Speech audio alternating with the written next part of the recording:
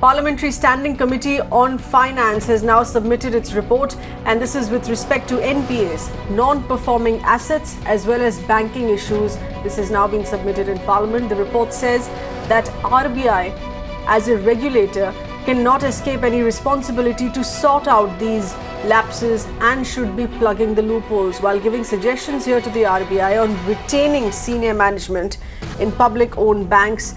Parliamentary panel here has also asked the government to set up a committee to evaluate RBI's role on this and also to evaluate the RBI's powers. We have with us correspondent Hina Gambhir getting us further inputs here.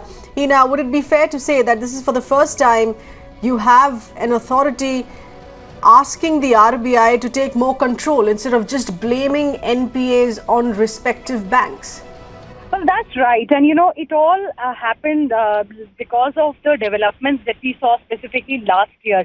Remember when PNB fraud took place, the first reaction of the RBI was that we do not have enough power.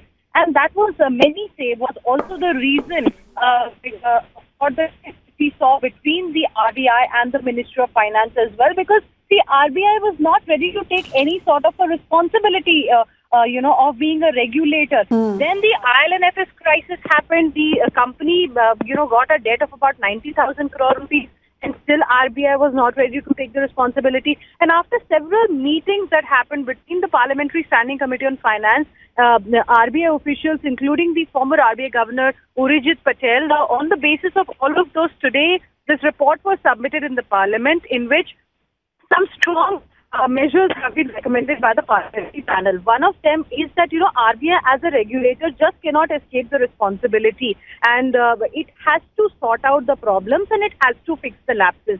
Apart from that, on the issue of RBI saying that it doesn't have enough power, the panel has said that, to understand and to deal with this issue properly, government should fix a committee now to evaluate the exact role, power and authority of RBI. Now, last year, if you remember, that many bankers from public sector banks specifically were also arrested following the PNB fraud and many other frauds that followed. Now, that created a sort of fear, an environment of fear in the entire banking system. The top management could not even take the decisions freely. And that is the reason why the parliamentary panel has said that, unless there is a proven quid pro quo, criminality of bankers cannot be presumed, and also increase the remuneration that's given to top bankers. It should be at par with private sector banks, so that even they are empowered, to work properly, and there won't be any then governance-related issues that we talk of today.